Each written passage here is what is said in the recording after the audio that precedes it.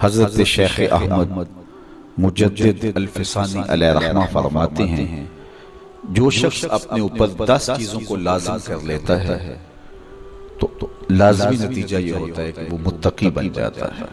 وہ 10 چیزیں کون سی ہیں؟ ماہ صیام کے ان حسین لمحوں میں ہمیں وہ 10 اوصاف اپنے اندر پیدا کرنے چاہیے تاکہ ہم متقی بن جائیں، اور متقی اللہ کے محبوب بن جائیں۔ تقوی اختیار کرنے والے اللہ جل شانہ کی رحمتوں کے خاص مستحق ہیں۔ جنہیں تقوی کا نور نصیب ہوتا ہے وہ اللہ کی رحمتوں کے سائے میں آ جاتے ہیں۔ اگر ان پر مصائب، آلام، مشکلیں آتی ہیں تو ان کے تقوی کی وجہ سے اللہ انہیں راستے عطا کر دیتا ہے۔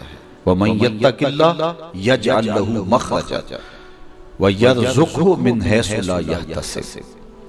اللہ اکبر۔ ارشاد فرمایا کہ جو اللہ سے ڈرتا ہے، تقوی اختیار کرتا ہے، اس کے لیے ہم مصیبت سے نکلنے کے راستے پیدا کر دیتے ہیں، اور اللہ جل شانہ اس کے لیے وہاں سے رزق عطا کرتا ہے جہاں سے اسے گمان بھی نہیں ہوتا ہے۔ تو یہ تقوی کا نتیجہ ہے جو اہل تقوی کو نصیب ہوتا ہے۔ تو حضرت شیخ نے 10 وہ امور بتائے جو اپنے اوپر لازم کر لینے سے تقوی نصیب ہوتا ہے۔ سب سے پہلی بات آپ فرماتے ہیں زبان کو غیبت سے بچائے۔ اتقاء کے حصول کے لیے زبان کو پاک کرنا ضروری ہے۔ انسان کے زیادہ تر گناہ اس کی زبان کی وجہ سے ہے، اور غیبت یہ بدترین عمل ہے، اور اس کو بدکاری سے بھی برا قرار دیا گیا ہے۔ الغیبت اشد من الزنا۔ تو اپنی زبان کو غیبت سے بچائے۔ دوسری بات ارشاد فرمائی کہ بدظنی سے بچے، کسی سے خواہ مخواہ بدگمان ہو جانا اور اپنے دل کو کسی کے لیے میلا کر لینا اور اس کی بدگمانی دل میں پالنا، تو یہ تقوی کے منافی ہے۔ تو کسی کی بدگمانی سے، بدظنی سے اپنے دل کو بچائے، زبان کو غیبت سے بچائے، دل کو بدگمانی سے بچائے، اور مسخرہ پن سے بچے، بات بات پہ ٹھٹھے مار کے ہنسنا اور اس طرح کی زندگی بسر کرنا۔ اور آج کل تو جب بھی دوست احباب اکٹھے بیٹھتے ہیں تو سنجیدہ اور متین باتیں کم ہوتی ہیں، زیادہ وقت لطیفوں میں ہی کٹ جاتا ہے۔ انسان کو خوش مزاج ہونا چاہیے، اس کی طبع میں شگفتگی ہونی چاہیے، لیکن شگفتگی، خوش مزاجی اور مسخرہ پن میں فرق ہے، اس کو سمجھنا چاہیے۔ سنجیدہ اور متین زندگی یہ مومن کی زینت ہے، انسانیت کا حسن ہے۔ اس لیے تقوی کے حصول میں مانع ہے مسخرہ پن۔ اگر کوئی شخص متقی بننا چاہتا ہے تو اس کو سنجیدہ اور متین بننا ہوگا۔ طبیعت کی خوش مزاجی یہ معنی نہیں ہے، لیکن مسخرہ پن اور چیز ہے، اس سے روک دیا گیا۔ چوتھی چیز حضرت شیخ احمد فرماتے ہیں کہ اپنی آنکھ کو حرام سے بچائے۔ اپنی آنکھ کی حفاظت کرنے سے تقوی حاصل ہوتا ہے۔ جب آنکھ خراب ہوتی ہے تو دل خراب ہوتا ہے، جب دل خراب ہوتا ہے تو پھر پورا بدن خراب ہو جاتا ہے۔ اس لیے وہ دروازہ جو کھلا ہے اور اس سے بدی شر اندر اتر رہی ہے، اور پھر اس سے آپ کا سارا نظم ہستی برباد ہو رہا ہے، تو اس دروازے کو بند کریں، تو اپنی آنکھ کو حرام سے بند کریں۔ پانچویں چیز ارشاد فرمائی ہمیشہ سچ بولے۔ جھوٹا شخص کبھی متقی نہیں ہو سکتا۔ اتقاء کے حصول کے لیے اپنے آپ کو سچ کا خوگر بنانا ہوگا۔ سچ کے بغیر کبھی نہ بولیں۔ جھوٹ بولنے والے کی زبان سے شر پھیلتا ہے، اور جب کوئی شخص جھوٹ بولتا ہے تو حدیث پاک میں آتا ہے اس سے بدبو نکلتی ہے، جس کو عام لوگ تو نہیں سونگھ پاتے، لیکن اللہ کے فرشتے 1 میل دور پیچھے ہٹ جاتے ہیں۔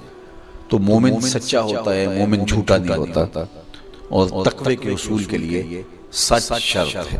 چھٹی چیز ارشاد فرمائی ہر حال میں اللہ کا احسان ماننا۔ جب کوئی بھی انسان پر بہتری آئے تو اس وقت یہ کہے کہ یہ میرے رب کا احسان ہے کہ مجھے یہ حاصل ہوا ہے۔ بہت سارے لوگ اپنی محنت کا نتیجہ قرار دیتے ہیں کہ یہ میں نے کیا تو اس کے نتیجے میں یہ ملا۔ بسا اوقات آپ کتنا سیدھا کام کر رہے ہوتے ہیں، کتنی محنت کر رہے ہوتے ہیں، لیکن نتیجہ اس کے برعکس آ رہا ہوتا ہے۔ سیدنا علی المرتضیٰ رضی اللہ تعالیٰ عنہ فرماتے ہیں میں نے اللہ کو اپنے ارادوں کی شکست سے پہچانا، تو یہ اس کی کرم نوازی ہے کہ اس نے ایسا کر دیا۔ صحت میرا کمال نہیں، یہ اللہ کی عطا ہے۔ علم میرا کمال نہیں، یہ اللہ کی عطا ہے۔ لہجوں کی خوبصورتی یہ اس کی عطا سے ممکن ہے۔ اس نے آنکھوں میں روشنائی رکھی، اس نے توفیق عمل نصیب فرما دی، اس نے اچھائی کی راہوں پہ گامزن کیا، ماہ صیام میں روزہ رکھنے کی توفیق ہوئی، صلاۃ التراویح میں حاضری کا موقع میسر آیا، دیگر صالح اعمال تلاوت کلام مجید نصیب ہوئے، تو مت سمجھے کہ یہ کوئی میرا کمال ہے۔ اللہ کا احسان مانے گا تو غرور پیدا نہیں ہوگا، تکبر پیدا نہیں ہوگا۔ تو ہر حال میں اللہ کا احسان مانے، جو بھی خیر اس کو ملے وہ کہے یہ میرے رب کی طرف سے ہے، اور اگر اس کا کرم نہ ہوتا تو یہ عمل مجھے نصیب نہ ہوتا۔ اور کتنے عمل ہیں کہ نصیب ہونے کے بعد عجب سے، تکبر سے، ریاکاری سے برباد ہو جاتے ہیں۔ کیتی کتری پئی کھو محمد پہ سکہ بنیا زردہ، کتنے عمل ہیں کہ برباد ہو جاتے ہیں، تکبر آ گیا، عجب آ گیا، ریاکاری آ گیا، تو یہ اس کی طرف سے ہے۔ تو جب یہ کہے گا تو عجب، تکبر، غرور کچھ پیدا نہیں ہوگا، تو پھر عمل قبول ہوگا اور انسان تقوی کی منزل تک پہنچے۔ ساتویں چیز، اپنا مال راہ حق میں خرچ کرے، ناحق راستے پر ایک درہم بھی خرچ نہ کرے۔ کمایا ہوا مال راہ حق میں خرچ کرنے سے اتقاء کی دولت نصیب ہوتی ہے۔ اللہ قیامت کے دن بندے کے قدم اپنے حضور سے ہٹنے نہیں دے گا جب تک اس سے 3 سوال نہیں کر لے گا۔ ان میں سے ایک سوال یہ ہوگا کہ مال کمایا کہاں سے، مال خرچ کہاں کیا۔ جس طرح مال حلال کمانا ضروری ہے، مال کو جائز جگہوں پہ خرچ کرنا بھی ضروری ہے، حق کے راستے پہ خرچ کرنا بھی ضروری ہے۔ اس لیے یہ اپنی طبع کے اندر لازم کر لے کہ کبھی بھی اس کا مال کسی ناجائز اور فضول کام میں خرچ نہ ہو، راہ حق میں اس کا مال لگے۔ 8ویں چیز، نفس کے لیے کبھی بڑائی بلندی نہ چاہے، اس سے طبیعت میں سرکشی آئے گی اور تقوی کے راستے میں یہ عمل مانے ہے۔ اور نمازوں کی حفاظت کرے۔ نمازوں کی اگر حفاظت نہیں کرتا تو باقی سارے عمل اس کے پاس ہیں، تو وہ متقی کیسے بن سکتا ہے؟ چونکہ یہ تو اسلام کا بنیادی فریضہ ہے جو اہل ایمان پر لازم کیا گیا ہے، جو کسی صورت کے اندر بھی، حتیٰ کہ حالت بیماری کے اندر بھی معافی جس کی نہیں ہے، سفر کے اندر بھی نماز کی معافی نہیں، مختصر کر دی گئی، قصر کر دی گئی، لیکن معافی نہیں دی گئی، حالت جنگ کے اندر بھی اس کی معافی نہیں ہے۔